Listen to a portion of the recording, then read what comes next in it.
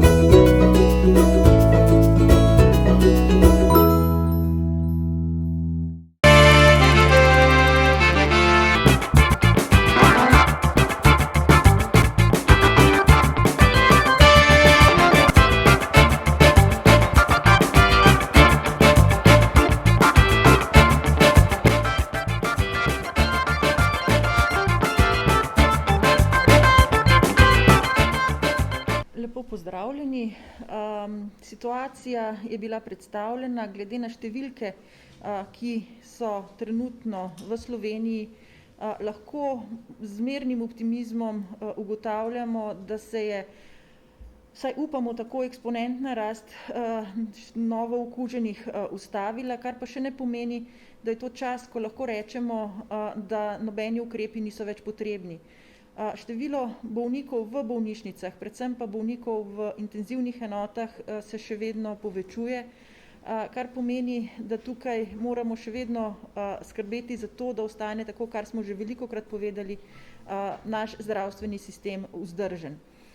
Verjetno ste od petka, ko so bili objavljeni ukrepi oziroma spremembe na semaforju, opazili, da se je veliko število ukrepov, ki so bili prej v oranžni fazi, sedaj premaknilo v rdečo fazo, kar pomeni, da lahko izvajamo bistveno večje število različnih športnih aktivnosti, storitvenih dejavnosti. Strokovna skupina je že prejšnji ponedeljek sklenila, da se odpiranje gostinskih lokalov na odprtih terasah in zunanjih prostorih premakne iz rumenega v oranžno fazo. Tako da to so spremembe, ki so možno, da ostanejo v takšni obliki, če bomo seveda ob tem upoštevali ostale ukrepe. Vemo namreč, da največji dejavnik tveganja za prenos okužbe seveda ostajajo neposredni stiki med ljudmi, če ti niso zaščiteni. Se pravi, če ni med nami razdalja 1,5 oziroma 2 metrov, če ne uporabljamo mask in pa seveda, če smo dalj časa v zaprtem prostoru, ki ni bil prezračen. Tako da resno priporočamo vsi, ki smo kakorkoli povezani z zdravljenjem bolnikov s COVID, ki videvamo te bolnike, da vsak izmed nas v svojem okolju res naredi tisto, kar lahko maksimalno naredi, da zaustavimo širjenje in kroženje virusa. Prav tako želim še enkrat spomniti na to, da je cepljenje tisto, ki nam bo omogočilo čimprejšnje umirjanje epidemije in čimprejšnji prehod na tem bolj normalen način življenja. Tako da vse, ki ste v teh dneh pozvani, da pridete na cepljenje, res pozivam, da se temu pozivu odzovete. Če imate kakršnokoli vprašanja glede tega, so vam vsekakor na voljo najprej vaši izbrani zdravniki, potem pa izvajalci cepljenja na cepilnih mestih, da jih povprašate in se pozanimate o kakršnihkoli dvomih, ki so morda prisotni. Res skupnimi močmi, kot sami vidite, lahko vplivamo na to, kako bo epidemija potekala. Upamo, da ste vsi enakega mnenja, kot smo v svetovalni skupini in pa kot smo zdravstveni delavci, da je pomembno, da zagotovimo zadostne kapacitete za vse, ki bolnišnično zdravljenje potrebujejo, hkrati pa, da čimprej umilimo epidemijo, da omogočimo normalen način življenja in da v čim večjem številu vsi ostanete zdravi. Hvala lepa.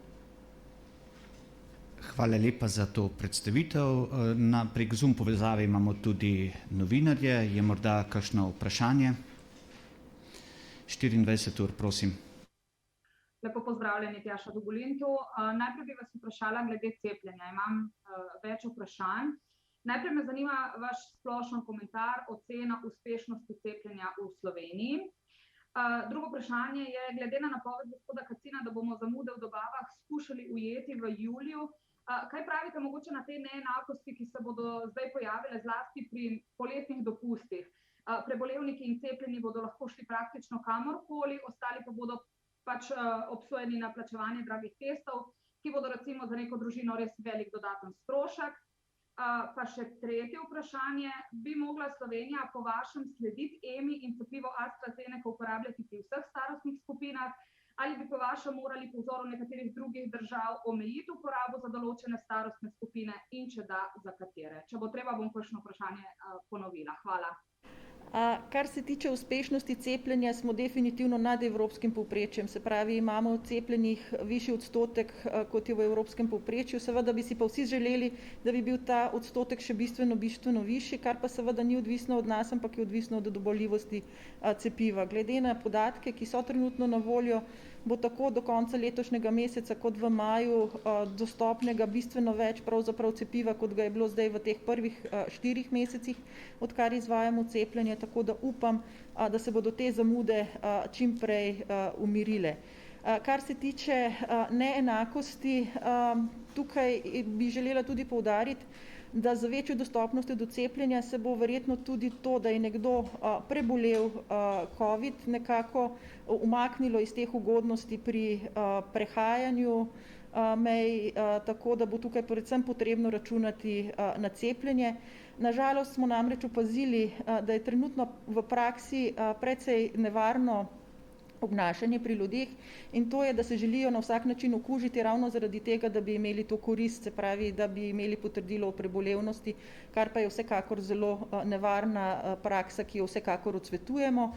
Poleg tega so tudi različna poročila o tem, o goljufanjih na testih, tako da se pravi, nekako je mnenje sicer trenutno še zelo na začetku, da se bo z dostopnostjo cepiva to, da si prebolel, umaknilo iz faze ugodnosti. Tretje vprašanje pa prosim, če boste še enkrat povedali.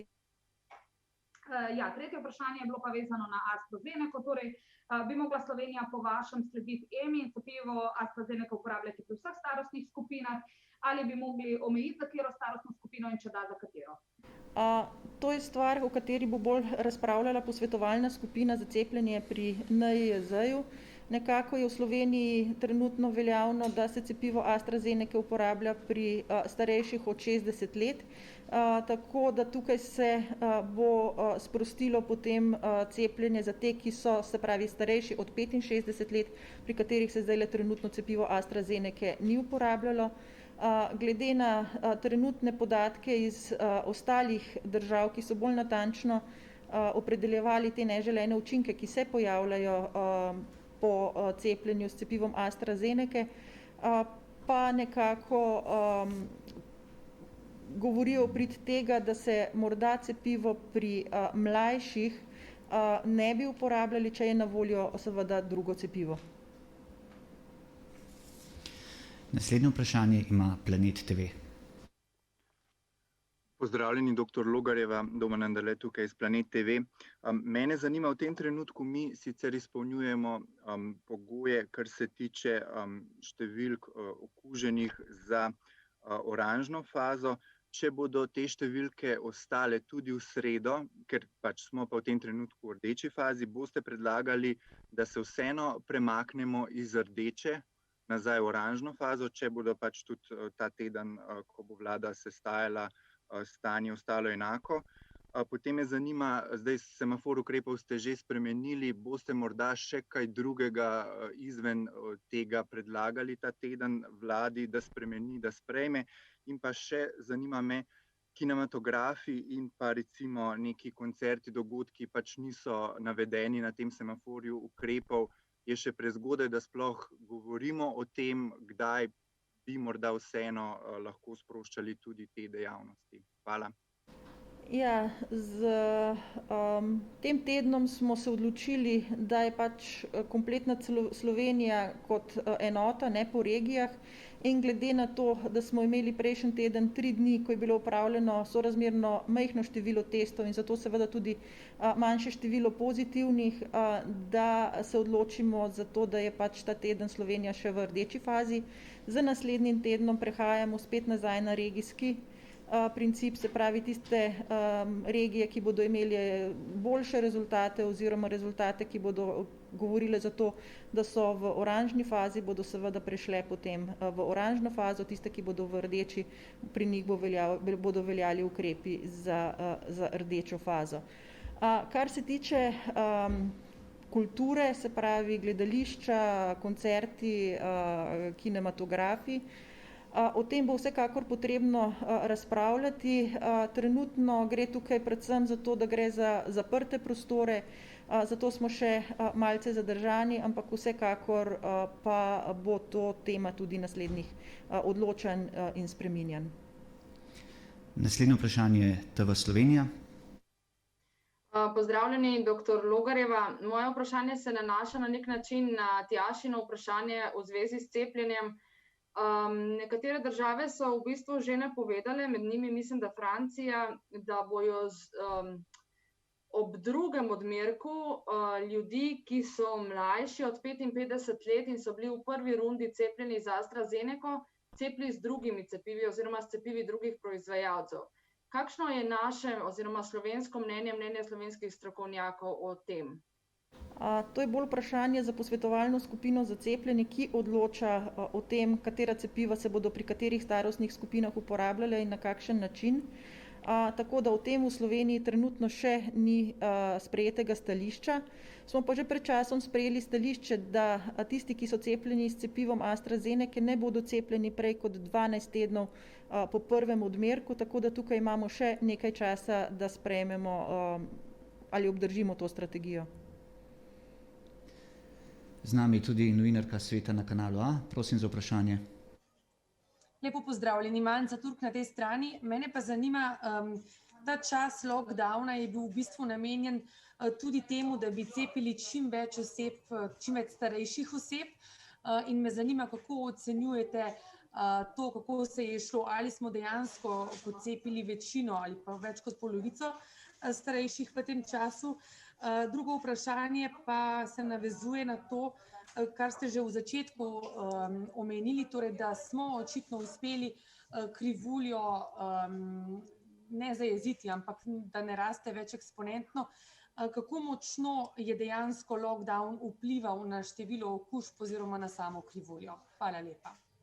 Zdaj, kar se tiče cepljenja, vsekakor tukaj še nismo pocepili, da bi rekli zdaj vsaj 70% ali pa 60% te skupine, ki je najbolj kritična, tako da še vedno se nadaljuje.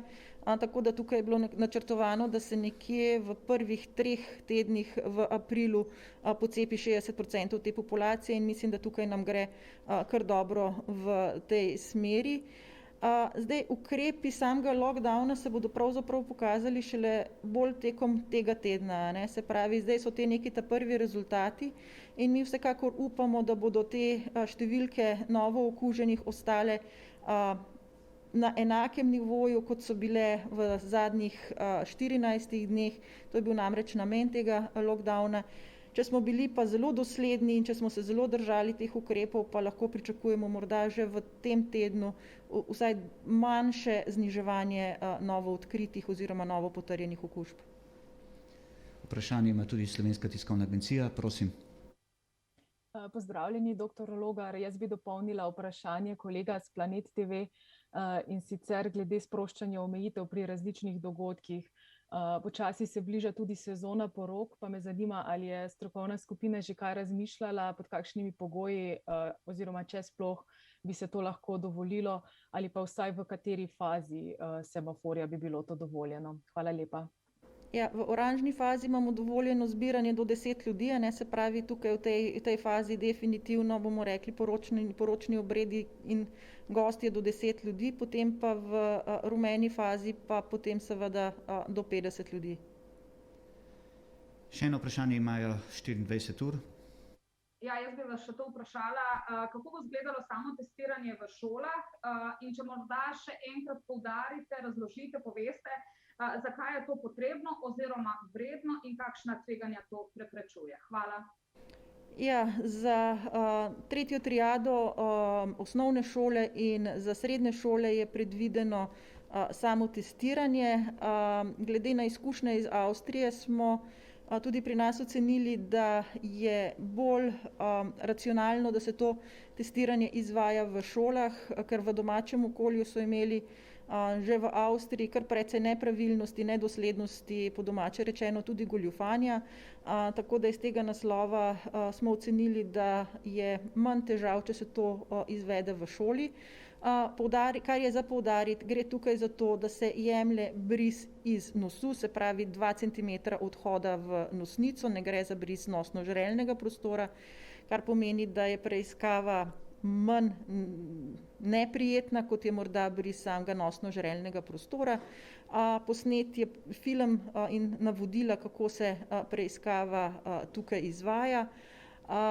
Prednosti so predvsem v tem, da se odkrijejo tisti, ki še niso simptomatski, se pravi, ki še niso razvili simptomov in se iz tega naslova potem lahko prej umaknejo, kar seveda vpliva na to, koliko bo dodatnih okužb zaradi takšnega stika. Se pravi, tukaj želimo preprečiti predvsem sekundarne okužbe, ki bi bile posledice nekoga, ki je že bolan, pa še tega ne ve.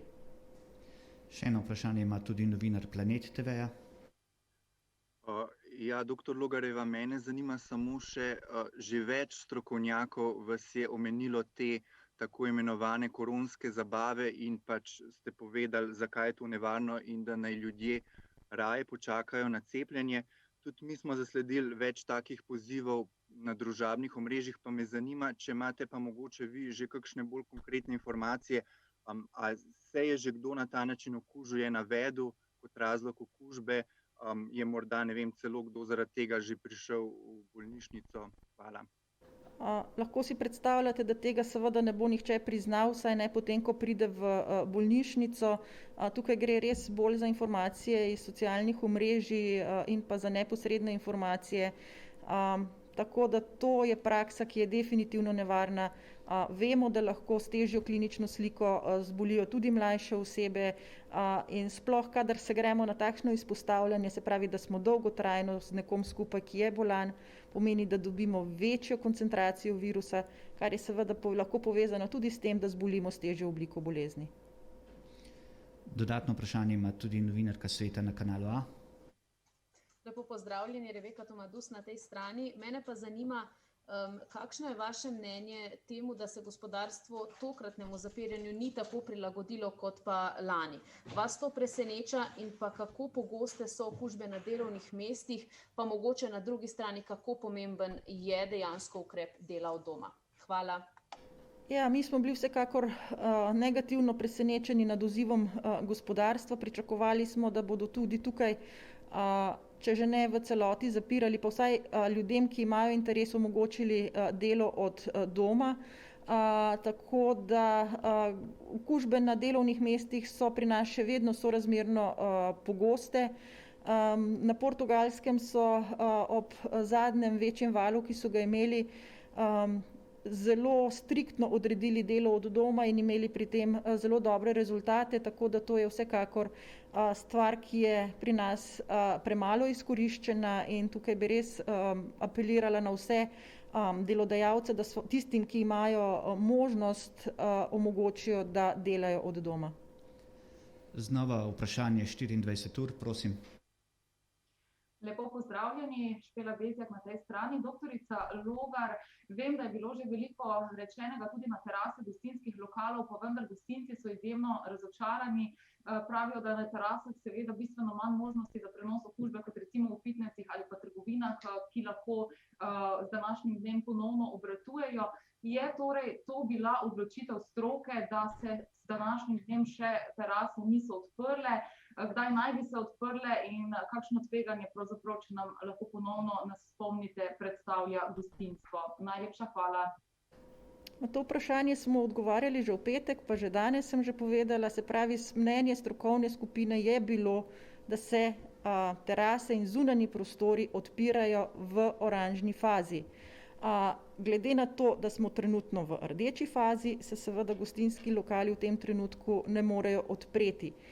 Kakršnekoli primerjave z drugimi storitvami in dejavnostmi so pravzaprav zelo nehvaležne. Zavedati se pa moramo, da pri gostinskih lokalih gre za to, da sedimo za isto mizo z različnimi ljudmi, brez osebne varovalne opreme, medtem ko če gremo v trgovino, kljub vsemu uporabljamo masko, praviloma smo v stiku s svojimi družinskimi člani.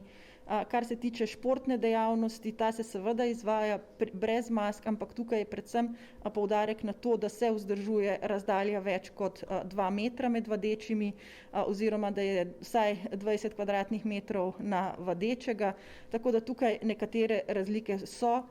Se pa strinjam, da sami gostinski lokali ne predstavljajo zelo velikega tveganja in zaradi tega smo jih uvrstili, da se odprejo v oranžni fazi. Vprašanje ima tudi novinarka Slovenske tiskovne agencije, prosim.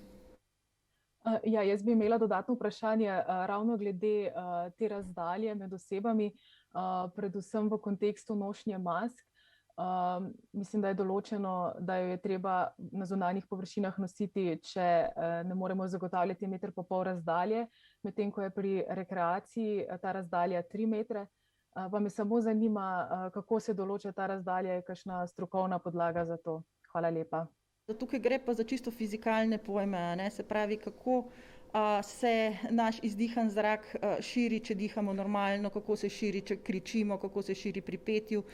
In definitivno, če se ukvarjamo s fizično aktivnostjo, bolj globoko in bolj intenzivno dihamo, se pravi, da je izdihan zrak izhaja iz naših ust z večjo hitrostjo, kar pomeni, da se lahko širi nekoliko dalj, kot če govorimo normalno. S tem so bila izčrpana vsa novinarska vprašanja. Dr. Logarjeva, hvala za to predstavitev in odgovore na vprašanja.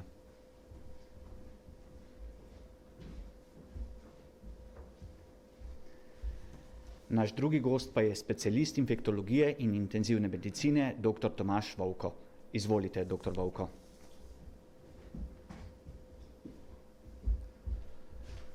Lepo pozdravljeni, hvala lepa za povabilo. Naprosili so me, da pridem povedati nekaj besed o stanju na intenzivni terapiji. Prihajam iz Univerzitetnega kliničnega centra v Ljubljani, kjer imamo dejansko trenutno približno tretjino vseh kritično bolnikov s COVID-19 in prosili so me tudi, da povem, kakšne so trenutne razmere. Dejansko trenutno delamo v tej DTS hali, kjer v bistvu je to največja intenziva, v kateri sem kadarkoli delal. Dejansko so stanje zelo podobne tistim, ki smo jih videli iz posnetkov iz marca lansko leto, oziroma februarja iz Italije, v Bergamu, ko je bilo na enem kupu ogromno bolnikov. In vsi tudi zdravniki, ki pridejo tam za malo časa, ko si zagledajo te bolnike, ki so en zraven drugega na vseh teh aparatih, je to relativno impresivno za videti. Zdaj, kakšne so razlike v teh treh valovih, ki smo jih imeli glede intenzivnih terapij? Vsekakor so razlike. V prvem valu so bile številke precej majhne, delo je bilo pač malo bolj naporno zaradi neznanja oziroma zaradi stvari, ki smo se jih učili. V drugem valu je bilo drugačno stanje, ker smo zaenkrat imeli še več bolnikov. V trenutnem valu pa smo na fazi, ko se število bolnikov na intenzivni terapiji zelo povečuje, kar imamo mi precej problemov, ker dejansko ob povečevanju števila vedno več novih bolnikov sprejemamo. Številke so višje od tistih, ki jih odpuščamo, tako da se je potrebno vsakodnevno prilagajanje glede prostora, glede odpiranja novih postelj, tako da v bistvu je z naše strani precej naporno. Zdaj pa mogoče bolj na osebnem nivoju, vsekakor morda si marsikdo ne predstavlja, kaj pomeni to intenzivna terapija, kaj pomeni bolnik, ki je na intenzivni terapiji. Vsak dan upravljamo veliko pogovorov s svojci, ki nas kličejo, ki čakajo na tistih 10 minut, ki jim namenimo, da jim lahko damo informacije. So zelo hvaležni za te informacije in v bistvu, ko se z njimi pogovarjam, v bistvu povejo, kako je njim težko, kako jim je hudo, tako da morda bi bilo tudi s takimi ljudmi se dobro za pogovoriti. Bolniki, ki imajo COVID-19, so izjemno kritično bolni. Pomeni, da njihova pljuča so v zelo slabem stanju, in pravzaprav popolnoma vsak bolnik, ki ga imamo na intenzivni terapiji, predstavlja eno tako veliko borbo od začetka do konca, ki včasih traja najmanj 7-8 dni, običajno pa bistveno več, včasih tudi več tednov. Ravno se je prejšnji teden relativno dobro končala zgodba bolnika, ki sem ga opisal na prejšnji konferenci, ki je bil sprejet v začetku oktobra, je bil premeščen na Sočo. Prejšnji teden, skratka, njegova bitka je bila v bistvu 6-mesečna skoraj. Dejstvo je, da te bolniki tudi, ko preživijo intenzivno terapijo, praktično ne morejo hoditi. Dejansko potrebujejo veliko pomoči, veliko volje, veliko energije in veliko prizadevanja, da se vzpostavi neko normalno življenje. Tako da pač tukaj ne tako kot grožnja, vsi govorimo o teh bolnikih, ki umrejo, vsekakor tudi bolniki, ki pridejo na intenzivno terapijo, izgubijo veliko ob tem, marsikdo pa tudi preživi, kar je seveda dobro in je potrebno, ker dejansko ta terapija to tudi omogoči. Kakšne so tudi razlike od prejšnjega vala? Od cepljenja naprej vsekakor opažamo v bolnišnicah bistvene spremembe v starosti bolnikov. Na intenzivi se tudi ta starostna meja precej zmanjšala, ker pač je manj bolnikov hospitaliziranih z letnik starih 80 let in več, tudi potem manj bolnikov pride na intenzivno terapijo v tej starostni skupini in se naša starost sedaj povprečno niža. Tako da imamo trenutno na naši intenzivni terapiji zdravimo tam nekje od letnik 83 in navzgor, so bili tudi mlajši. Povprečna starost je bila prejšnji teden 65, tudi ta vikend je približno podobno ostala. Tako da vsekakor vidimo ob tem valu, da obstajajo tudi bolniki, ki so popolnoma brez pridruženi bolezni, ki so relativno mladi, stari tudi okrog 40 let in malenkost gor, pa tudi pod, ki zbolijo za hudo obliko COVID-19. Tako da z tega vidika vsekakor odsvetujem namerno okuževanje. Tudi vidimo zdaj, da se število tistih, ki umrejo, v bistvu tisti so še vedno tudi v starosti nad 60 let, kar pa praktično zdaj tudi s tem cepljenjem v teh tednih bomo verjetno poskušali čim bolj preprečiti, kar se tudi zelo veselimo. Mi pozivamo vse res, da če imate možnost, če lahko, da čim prej pač se prijavite za cepljenje, Dokler pa to ni možno, pa vsekakor se dajmo truditi maksimalno, da se zmanjša ta huda bolezen. Vsak, ki se ga prepreči, da ne pride na konec recimo na intenzivno terapijo ali pa tudi v bolnišnico, pa seveda najslabše umre, je to ena dobra zmaga, ki jo lahko ustavimo že čisto na začetku. Tako nekako bi povedal in sedaj pač kakšno vprašanje. Hvala za to predstavitev. Je kakšno novinarsko vprašanje? Da, Planet TV, prosim. Ja, pozdravljeni, dr. Vovko. Mene pa zanima, že sami ste opisali nekaj razlik med temi različnimi valovi. Zdaj v tem valu je značilno, vsaj zdaj v zadnjih tednih, da zbolevajo predvsem tisti z angleškim sevom, ker je pač ta najbolj razširjen. Pa me zanima, imate zdaj že kakšne bolj konkretne podatke? Dolg časa se je ugibalo, prihajale so informacije iz Velike Britanije. Je angleška različica tudi bolj smrtonosna oziroma lahko pričakujemo pri tem sevu težji potek bolezni? Mislim, glede na to, kar zdaj opažamo, da so bistveno bolj bolni tudi mlajši ljudje, ki prej niso bili bolni, lahko to potrdimo že takoj. Ker pri COVID-19 je glavna sila za smrtnost, tisto, kar pač žene smrtnost, je starost bolnikov in ves čas smo videli, da pri višji starosti je potek težji, je potek hujši in te bolniki so večkrat potrebovali intenzivno zdravljenje in tudi to intenzivno zdravljenje se žal včasih ni išlo.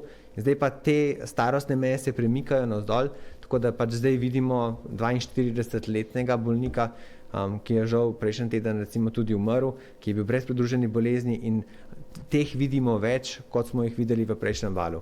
Pač iz teh posrednih informacij vsekakor lahko sklepamo, da so te bolniki bolj bolni in da pač potem tudi zato je bolezen pač očitno bolj huda in to tudi mi predpisujemo tem spremembam različic virusa. Vprašanje ima tudi Slovenska tiskovna agencija, prosim. Lep pozdrav, dr. Vovko. A bi nasplošno morda lahko rekli, da so zaradi tega, ker so bolniki mlajši, potem izidi tudi težjih potekov bolezni boljši kot pri starejših bolnikih? Ja, vsekakor drži, da mladi imajo boljše izhodišče za to, da preživijo vse skupaj in da preživijo v boljšem stanju kot starejši bolniki. Tako da to vsekakor še vedno drži.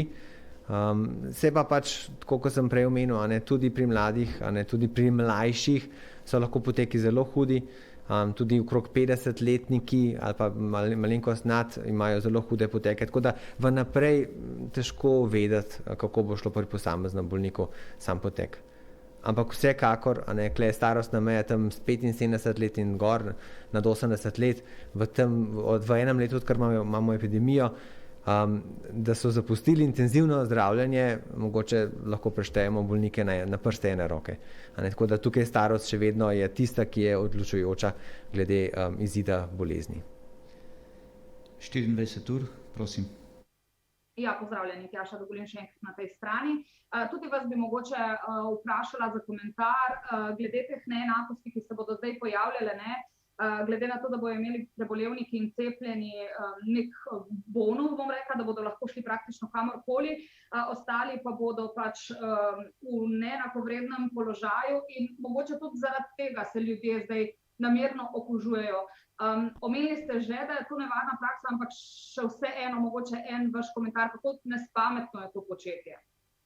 Mislim, pač veliko stvari še vedno ne vemo glede COVID-19.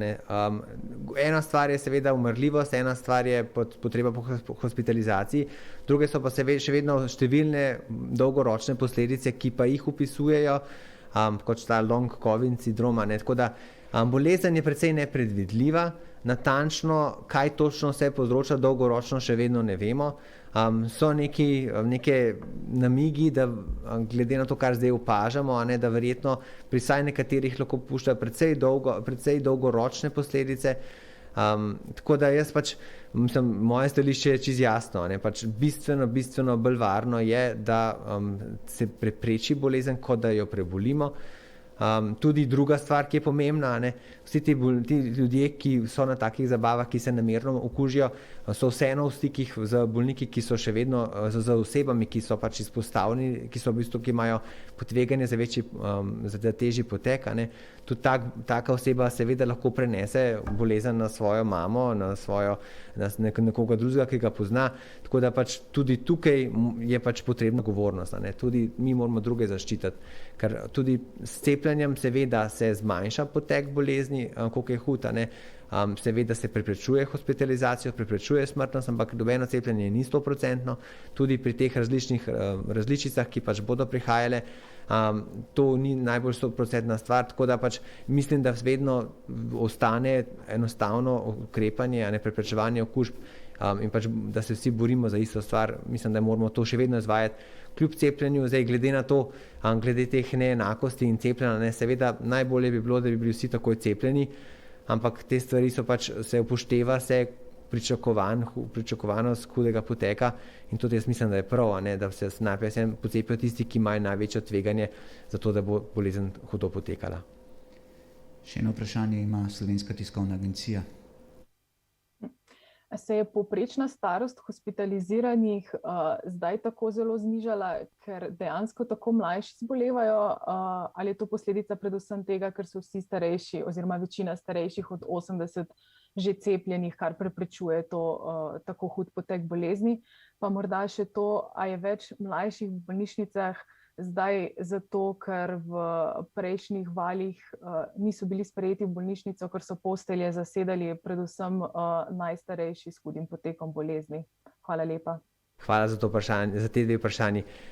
Pač jaz vsekakor, če se vidi, recimo, kako so bile številke po domovih starejših občanov in po cepljenju in pred cepljenjem, kako so se številke hospitaliziranih bistveno znižale in te domove starejših občanov vsekakor so imeli pač visoko stopnjo cepljenja, je zelo jasno, da je sprememba starosti hospitaliziranih posledica tega, da so starejši cepljeni v večji meri in te cepljeni bistveno manj rabe bolnišnico. Tako da to tudi ni samo v Sloveniji, to tudi v drugih državah.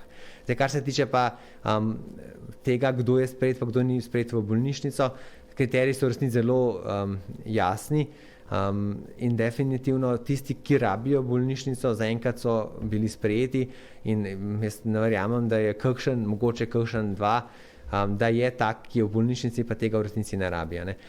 Na začetku bolezni se sprašujemo za tiste, ki so najbolj ogroženi za hud potek ali ne, ali rabijo bolnišnico ali ne, ampak načeloma glavno merilo odločanja pri temu, da je nekdo sprejet v bolnišnico ali ne, je to, da potrebuje dodatek kisika pri COVID-19 ali pa da ima druge pomembne in težke zaplete in vsi ti bolniki sodijo v bolnico. In če tega nimajo, načeloma ne grejo v bolnico. Tako da vsekakor se ne sprejema bolnikov, ki samo zato, ker so okuženi, pa tega ne bi potrebovali. Zgleda, da ni več novinarskih vprašanj, tako da, dr. Vovko, najlepša hvala za to predstavitev in odgovore na novinarska vprašanja. Hvala lepa.